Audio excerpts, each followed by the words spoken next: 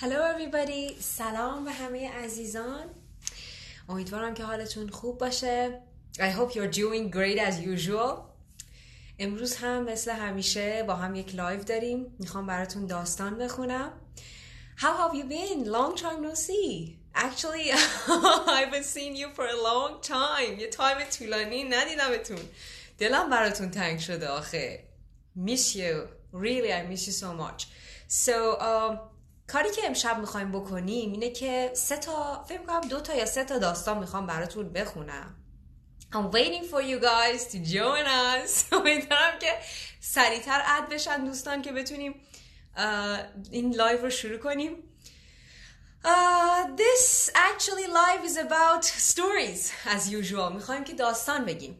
And these stories are kind of life type of stories. یعنی استوریایی هستن، داستانایی هستن که به درد زندگی میخورن. Inspirational type of stories. حالت الهام بخشانه دارن. Instructive, inspirational. And we can apply them in our lives, right? میتونیم توی زندگیامون ازشون استفاده کنیم. We can use them, apply them, use them in our lives. به این شکل. خب. If you have any question منتظرم که بیشتر اد بشین که شروع کنیم و امشب بتره کنیم. The first story که اول یه چیزی هم بگم، خیلی ها میان به من میگن که این استوریایی که میگی رو فایلش رو چه میدونم متنش رو بذار برامون. چشم. متنش که توی یک وبسایت من براتون لینکش رو میذارم، توی این قشنگ برین بخونین و حتما اینجوری. فقط یه چیزی، من موقعی که میخوام داستان رو بخونم اول از همه داستان رو یه بار میخونم، به فارسی براتون توضیح میدم پاراگراف به پاراگراف که اونایی هم که حالا میان تازه اد میشن جوین میشن so that everybody can engage and understand the words. همه بتونن بفهمن و engage بشن، چون من که نمیبینمتون که شما منو میبینین. There is no eye contact. خیلی هم میگن فارسی فلان نمیدونم چی فارسی باید باشه. What's the problem with this language? مشکل چیه؟ این مسئله اینه که من شما رو نمیبینم، شما منو میبینید. So there is no eye contact. توی کلاسای در واقع real classes، تو کلاسایی که نشستیم من نگاهتون میکنم، اونجا دیگه ما فارسی نداریم. We have no L1. البته بازم یه جاهایی میشه یه کارش کرد. So I'm gonna start. شروع کنیم دیگه. تعداد خوبی اد شدن. So, the first story is about the elephants. اول این داستان ما راجع به فیلاست. ولی یه چیزی بهتون بگم. اول گفتم یک دور میخونم، فارسیش هم میگم، ساختاراش رو یه دونه بهتون introduce میکنم، معرفی میکنم، بعد در آخر یه بار از اول تا آخر فقط انگلیسی میخونم. So if you want to just like listen for your listening, you can actually go for the second part. The first part is good for you too. اولین پارت هم براتون خوبه، اونایی که به حال لول بالا هستین. شروع میکنم. کامنت ها رو میبندم چون که یه ذره ممکنه دیسترکت بشین. موقعی که میخوام دوباره از اول انگلیسیشو بخونم تا پایین، کامنت ها رو باز میکنم. No offense to anyone. You love elephants? I love animals. من کلن همه حیوونا رو دوست دارم. So, turn the comments off. No offense to anyone. Don't be offended. توهین نباشه، خدای نکرده. I'm gonna start. The story is about elephant rope. اسم داستان اینه. Elephant rope. Rope یعنی طناب. بذار نشونتون بدم عکسشو. من اینو میذارم نه. Elephant rope. این حیوان بیچاره نگاه کن بستنش. حالا ببینیم اصلا این داستان چیه. این یک داستان، یک پرابلیه که یه چیز آموزنده‌ای توش داره. It's inspirational and instructive it is. خب میگه که A gentleman was walking through an elephant camp and he spotted that the elephants weren't being kept in cages or held by the use of chains. یه جنتلمنی داشت رد میشد و از یعنی was walking through an elephant camp، از یک کمپ فیلا داشت رد میشد، یه دفعه spot یعنی نوتیس، یه دفعه نوتیس توجهش جلب شد به اون elephants فیلایی که توی کیج نبودن، تو قفس نبودن، فقط حالا they weren't actually being kept in cages، توی قفس نگهداری نمی شدن or held by the use of chains، با زنجیر و اینا بسته نبودن.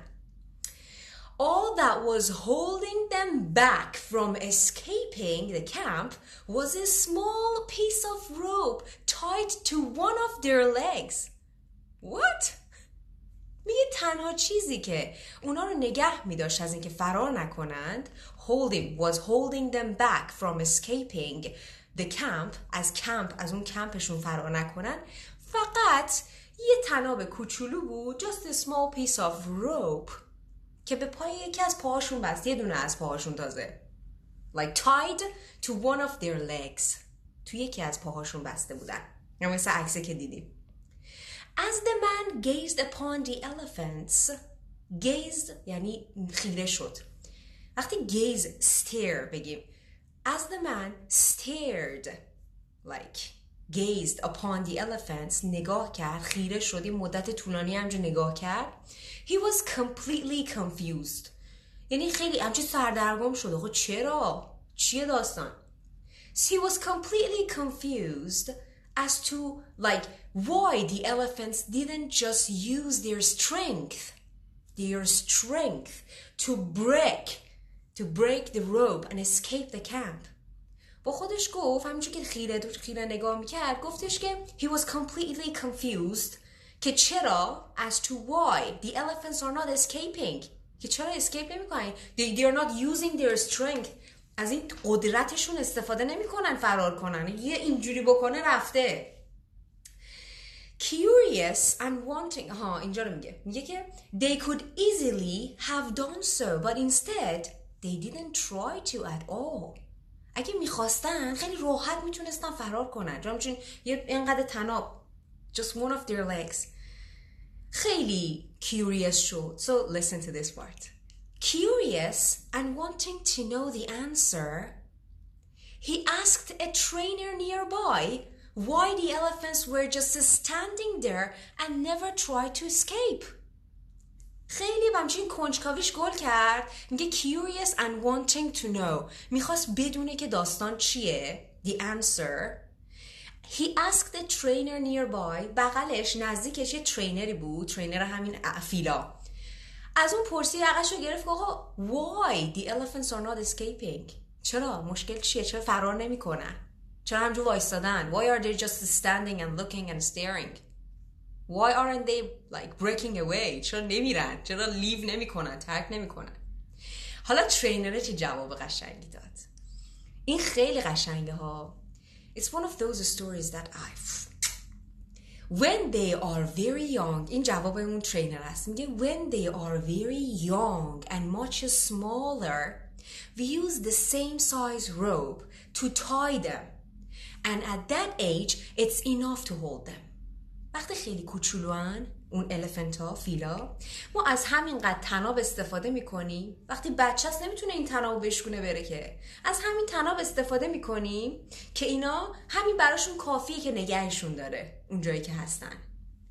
As they grow up، وقتی بزرگ میشن، رشد میکنن، they are conditioned to believe they cannot break away. شرطی میشن، یعنی شرطی بار میان، به خاطر اینکه اون طنابه از بچگی باشونه. They are conditioned to believe that they cannot break away. They are conditioned to believe یعنی شرطی هن که باور کنن آقا نمیتونن فرار کنن، نمیتونن ترک بکنن. They believe that rope can still hold them. این اعتقاد دارن که این طنابه هنوزم میتونه نگهشون داره. So they never try to break free.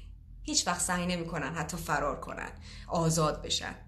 اینه که the only reason that the elephants weren't breaking free and escaping from the camp was that over time they are adapted. they are adopted the belief that it just wasn't possible.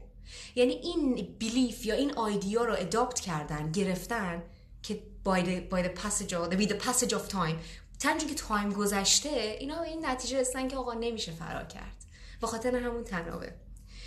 حالا مورالش چیه؟ مورال این استوری اینه، moral of the story: no matter how much the world tries to hold you back, always continue with the belief that what you want to achieve is possible. هر چقدرم همه دنیا بخوان تو رو نگهت دارن، اینجوری بگیرنت، always continue، همیشه ادامه بده with the belief، با این نظر، با این عقیده که هر چیزی که بخوام به دست بیارم ممکنه. That what you want to achieve is possible, whatever it is. Believing you can become successful is the most important step in actually achieving it. اولین استپ و مهمترین استپ اینه که باور کنی. وقتی که باور میکنی به دست میاری. That's it. خب من کامنت ها رو باز میکنم. اصلا خداست این استوری. از اول تا آخر میخونم. پس این داستان خیلی قشنگ بود، یعنی just a small piece of rope. و نکته اساسی این در واقع داستان اینه که the elephants با اون هیبتشون، huge elephants are conditioned to believe. شرطی شدن. ببین be conditioned to believe something، یعنی شرطی بشی یه چیزی اعتقاد پیدا کردی. یعنی وقتی شرطی میشی یه تربیت شرطی داریم. مثلا این واقعی ها. So they are conditioned to believe that they cannot escape. اینجوری بار اومدن دیگه. When they are very young با همون tiny rope میبندنشون، هم که بزرگم میشن باز فکر میکنه نمیتونم فرار کنم. خب میریم از اول میخونیم اینو با انگلیسی شما. I just read the English part, like the English. There will be no translation now. هیچ ترنسلیشنی نداریم. آره مثل داستان پنجره خیلی، اونم خیلی ببن اصلا واقعا. الان یه داستان دیگه هم دارم براتون، اونم خیلی هیجان انگیزه، خیلی هیجان دارم. So let me just read this from the first part till the end, like from the beginning till the end. گوش بدین. A gentleman was walking through an elephant camp and he spotted that the elephants weren't being kept in cages or held by the use of chains. All that was holding them back from escaping the camp was a small piece of rope tied to one of their legs. As the man gazed upon the elephants, like for hours, he was completely confused as to why the elephants didn't just use their strength to break the rope and escape the camp. They could easily have done so, but instead, they didn't try to at all. They didn't even try it. Curious and wanting to know the answer, he asked the trainer nearby why the elephants were just standing there and never tried to escape. Why? What is the problem? They are not escaping. Come on. They can use their strength. حالا the trainer replied. جواب این ترینر جوابشو گذاشته تو بولدم کرده، خیلی خوشگله. میگه که when they are very young and much smaller we use the same size rope to tie them and at that age it's enough to hold them. At that age this much rope is enough to hold the elephant. Okay? As they grow up they are conditioned to believe they cannot break away. They believe the rope can still hold them, so they never even try to break free. Okay. So, the only reason that the elephants weren't breaking free and escaping from the camp was that over time, they adopted the belief that it just wasn't possible. داستانش هم میذارم. فارسیشو گفتم یه بار. حالا مورالش هم براتون یه بار دیگه میخونم. میگه که داستان این بود که آقا این فیلا رو یه طناب به پاشون بسته بودن اینقدره. اون huge elephant نمیتونست اصلا فرار بکنه، یعنی قشنگ میتونست یه اینجوری میکرد میرفت he or she, like the elephant could escape from, like escape free, break away, but میتونست فرار کنه، ترک کنه اونجا رو، ولی هیچ کاری نکرد، نمیکنن. چرا؟ چون که همونجور که ترینر میگه از موقعی که انقدیان همین طنابه نگهشون میداره. This piece of rope, this small tiny piece of rope can hold them. میتونه negaheshun dare. Can hold them. وقتی کوچولوان. As they grow up, وقتی یواش یواش بزرگ میشن, they are actually conditioned to believe. شرطی میشن که این باور رو داشته باشن که آقا we cannot escape.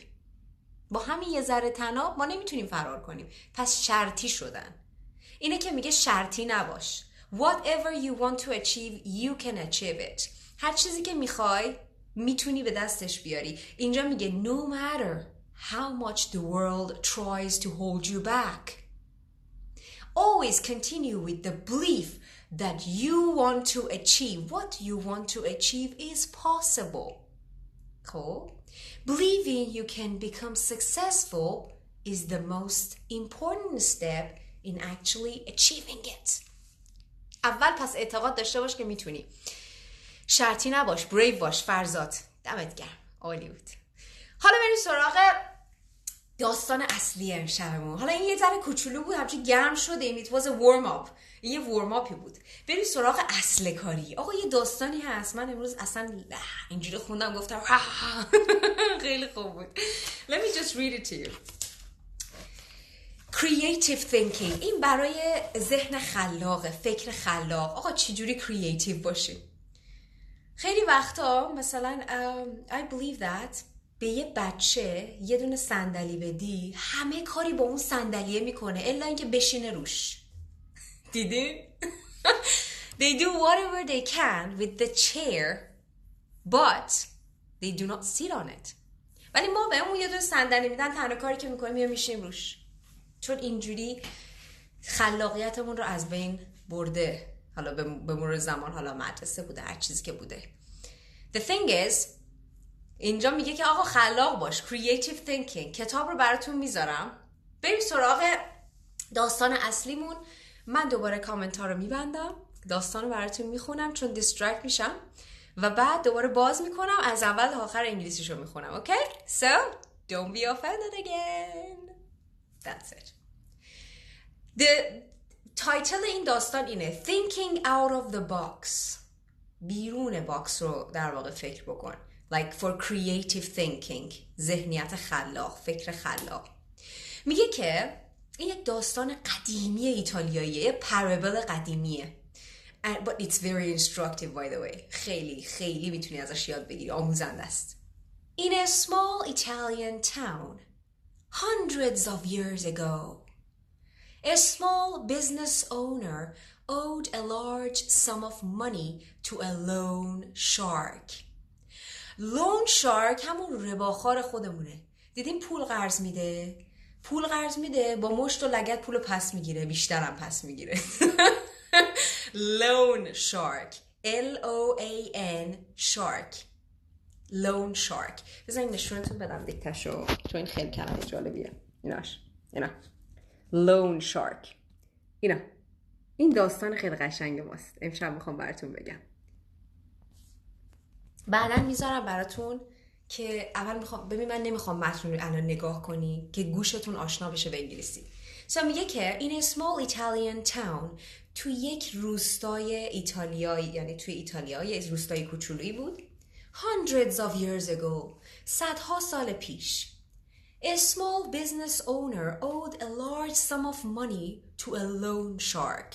به یک رباخواری، یه بیزنسمنی که یه بیزنس خوبی داشت، یه پول اساسی بدهکار بود. یعنی باید بهش میداد. So, the loan shark, اون رباخواره, was a very old, unattractive looking guy that just so happened to fancy the business owner's daughter. بنده خدا دختره. میگه که این لون شارکه، این کسی که رباخوار بود که اون بیزنس اونره باید بهش ازش پول در واقع باید بهش پول میداد، بهش طلب داشت. یعنی بهش بدهی داشت. این یارو لون شارکه پدر سوخته عاشق دختر، خوشش اومده بود از دختر این بیزنسمنه. ببین چقدر قشنگ میگه که یعنی the guy, the unattractive old guy، همین آقاه که خیلی هم زشت و بد ترکیب و پیرم بود، was just so happened that just so happened to fancy the business owner's daughter. fancy somebody یا fancy something یعنی خوش اومدن از کسی، like خوشش اومده بود از دختر این بیزنسمنه. He decided to offer the businessman a deal that would completely wipe out the debt he owed him. تصمیم گرفت این رباخوار پدر سوخته لون شارکه به بیزنسمن یک پیشنهادی بده. خودت میدونی پیشنهادش چیه؟ که completely wipe out بکنه قرضشو. So he decided to offer the businessman a deal یه دیلی آفر بده، یه قراردادی بگه that would completely wipe out the debt he owed him. اون قرضی که بهش داشت و کامل میشست میبرد. However, the catch was that we would only wipe out the debt if he could marry the businessman's daughter. دیلش این بود که تنها راهی که میتونی از چرم این دتت، این قرضت خلاص بشی اینه که حالا دتو ما DEBT می نویسیم ولی دت میخونیم، بیشو نمیخونیم. میگه تنها راهی که وایپ اوت بکنی، بشوری بره، یعنی کلن بذاریم، یعنی صاف بشیم، قرضی نداشته باشی، اینه که بذاریم من با دخترت ازدواج کنم. So that he could marry the businessman's daughter. Oh my god. Needless to say, نگم برات. Needless to say، نیازی نیست بگم. This proposal was met with a look of disgust. این پروپوزال یا این خواستگاری که یارو کرد، آقای کرد، was met with the look of disgust. خب خیلی پیر و زشت و بد ترکیب بود دیگه. خب طرف حالش به هم خورد دیگه. was a look of disgust. Disgust یعنی حال به هم اینجوری. like that. چقدر عدالت بود. So the loan shark said that he would place 2 pebbles into a bag. pebble این سنگریزه های بغل دریا رو میگن pebble. برداشت گفتش که the loan shark، رباخواره گفت he would place، میذاره، he would place 2 pebbles into a bag, one white, one like black. مثل ماتریکس. Just kidding. 2 تا سنگریزه، یکی سیاه یکی سفید. گفت من اینا رو برمیدارم میذارم توی این بگ یا این در واقع کیف که چه اتفاقی بیفته. The daughter would then have to reach into the bag and pick out one pebble. دختره دستشو بر میکرد توی کیفه، یه دونه سنگو ور میداشت. If it was black، اگه سیاه بود، the debt would be wiped. اوکی، قرض میرفت کنار، قرضی دیگه نبود. But the loan shark would then marry her. اگه سیاهو ور داشت، قرض میرفت کنار، دیگه قرضی نداشت بابای دختره، ولی دختره باید با مرده ازدواج میکرد. If it was white، اگه سفید بود، the debt again would also be wiped, but the daughter wouldn't have to marry the loan shark.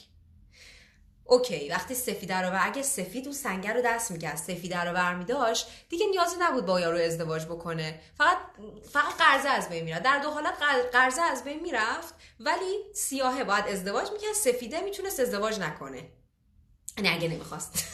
So, standing on a pebble-strewn path in the businessman's garden, the loan shark bent over and picked up 2 pebbles. اون آقای لون شارکه اومد تو همون جایی که بود، میگه standing on a pebble strewn، یعنی یه جایی بود این سنگریزه ها همینجوری scatter شده بودن. strewn یعنی scattered، یعنی همینجوری پخش شده بودن. اونجا رو رفت اونجا، 2 تا سنگ اینجوری bent over به این حرکتی که خم میشی ورمیداری میگیم bend over.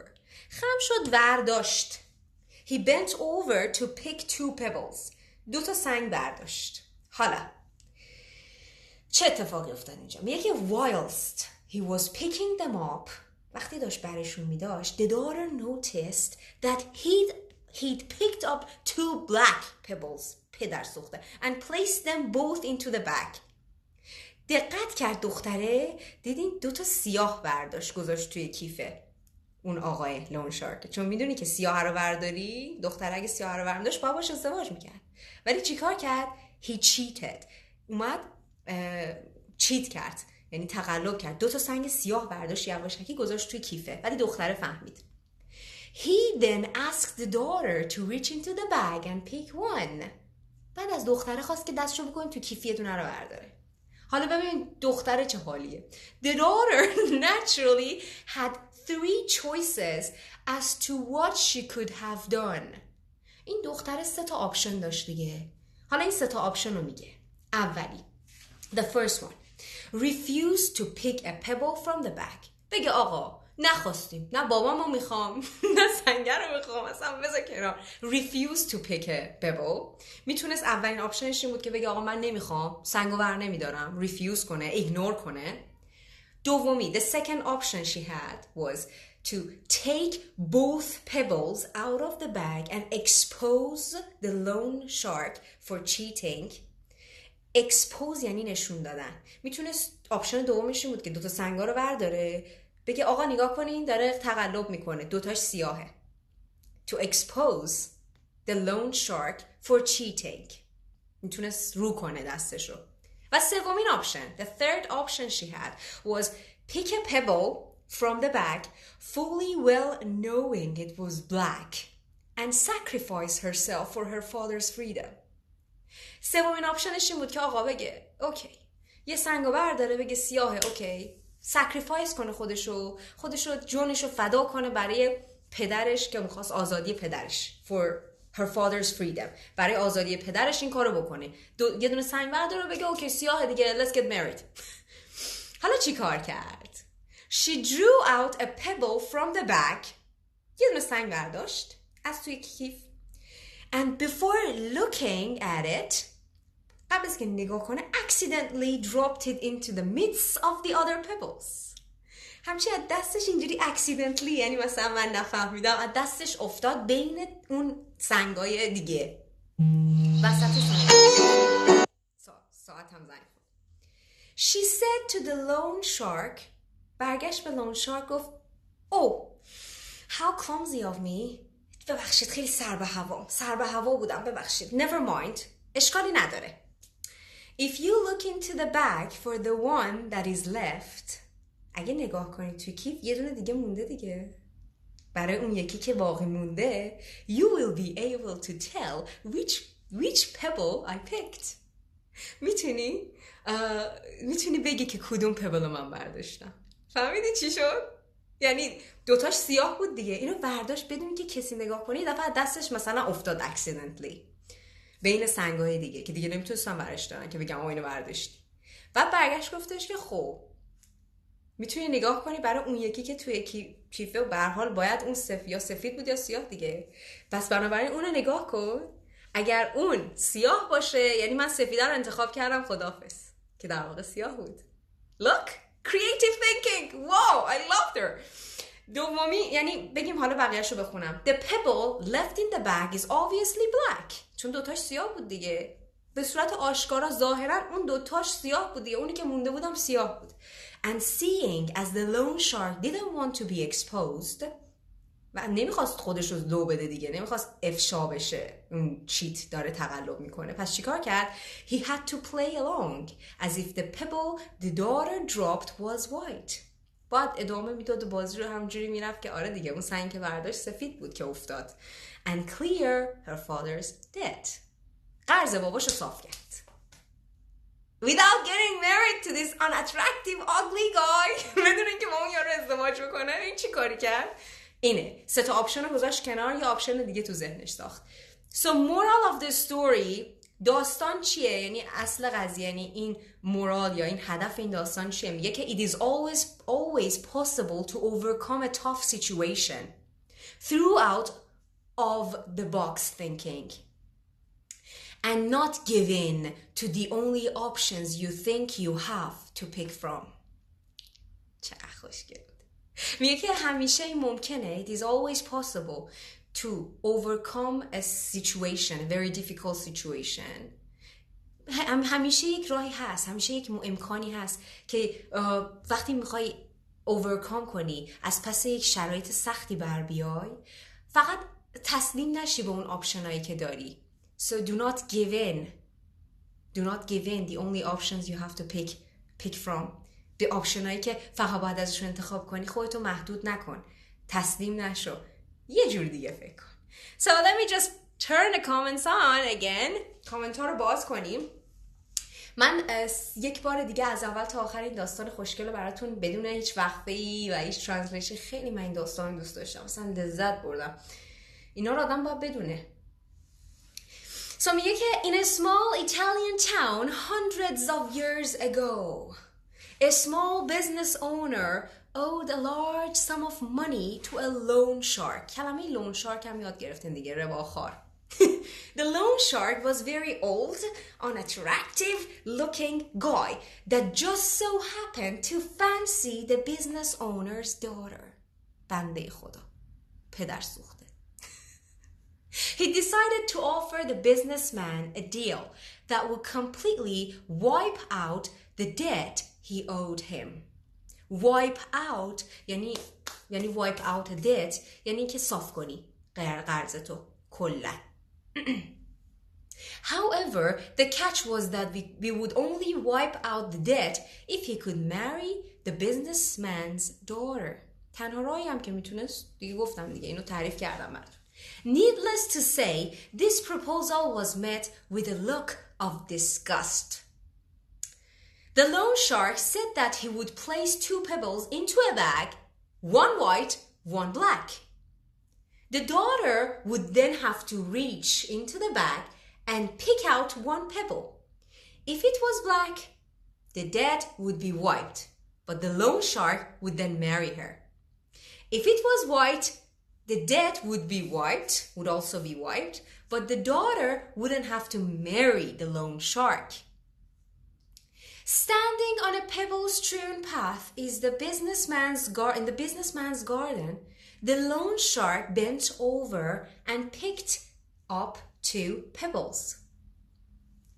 Whilst he was picking them up, the daughter noticed that he'd picked up 2 black pebbles and placed them both into the bag. دوتاشو سیاه گذاشت. He then asked the daughter to reach into the bag and pick one. The daughter naturally had 3 choices as to what she could have done. Number 1, optionایی که داشت. Number 1, refuse to pick a pebble from the bag. یه سنگ refuse کنه. 2, take both pebbles out of the bag and expose the loan shark for cheating. And 3, pick a pebble from the bag fully well knowing it was black and sacrifice herself for her father's freedom. She drew out a pebble from the bag and before looking at it, accidentally dropped it into the midst of the other pebbles. She said to the loan shark, "I'm sorry. How clumsy of me. Never mind. If you look into the bag for the one that is left, you will be able to tell which pebble I picked. The pebble left in the bag is obviously black." How much pebble? The pebble left in the bag is obviously black. And seeing as the loan shark didn't want to be exposed, he had to play along, as if the pebble the daughter dropped was white, to clear her father's debt. اینم از این داستان خیلی داستان خوشگلی بود. حالا ببینم شما چطورین. ساختارهای خوشگلی داشته که کلمه لون شارکه که به معنی رباخواره، کسی که پول قرض میده با مشت و لگد پس میگیره. دوم مثلا fancy something or somebody. fancy نتیجه اینکه دخترها شیطونن. Yes we are. دروغ چرا؟ هستیم. So و fancy somebody or fancy something یعنی از چیزی خوشش اومدن. like somebody, like something. دوست داشتن چیزی. که گفت fancy the business owner's daughter. حالا اون مرده یعنی خوشش اومده بود از دختر این بیزنسمنه. پس fancy. wipe out debt یعنی صاف کردن، تصفیه حساب کردن یه جورایی میشه. لایو رو ذخیره میکنیم دقیقاً. needless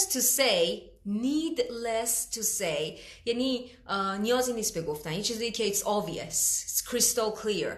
یعنی وقتی یارو مثلا اومد خواستگاری کرد با اون قیافش، با اون پیری و با اون unattractive بودنش و خب یک رباخوارم بود، اومد خواستگاری کرد، چی شد؟ Needless to say this proposal was met with a look of disgust. همه اینجوری نگاه کردن گفتن واقعا چی با خودت فکر میکنی؟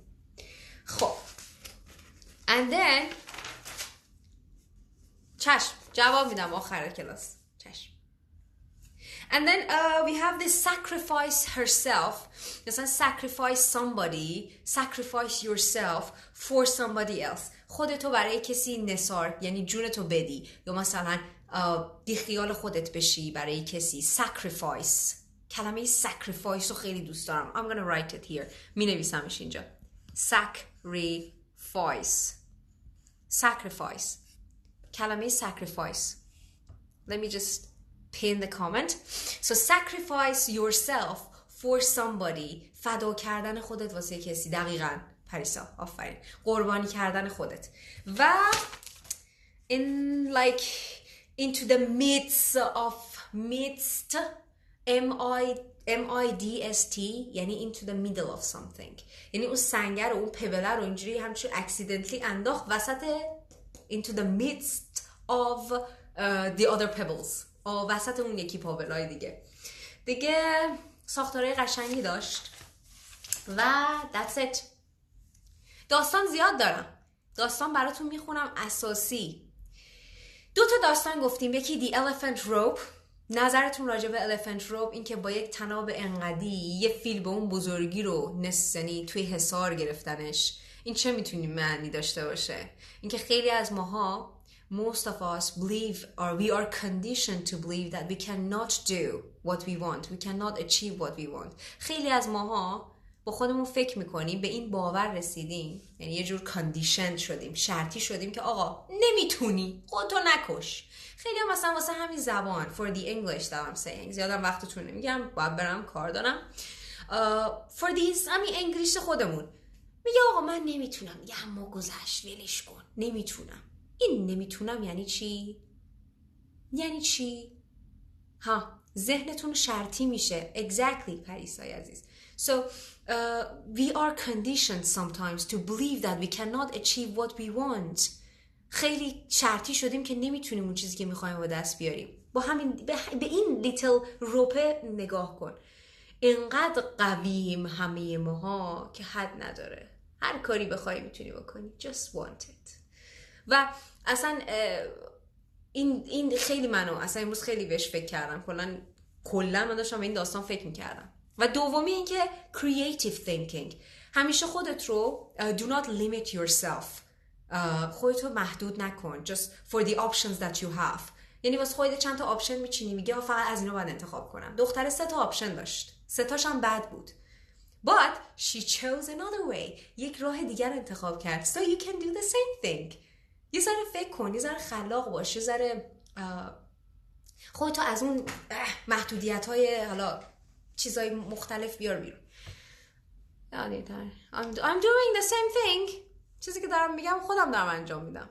I'm trying actually. دارم سعی میکنم. Everybody is just, we are struggling with these things. داریم هممون سعی میکنیم.